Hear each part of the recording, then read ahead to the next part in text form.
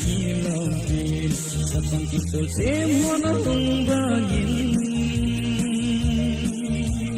kadageren kahindele namin sila kahindele FPC nahin ko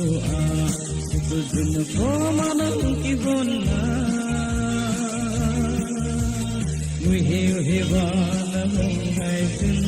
Butim kimin tanaw bele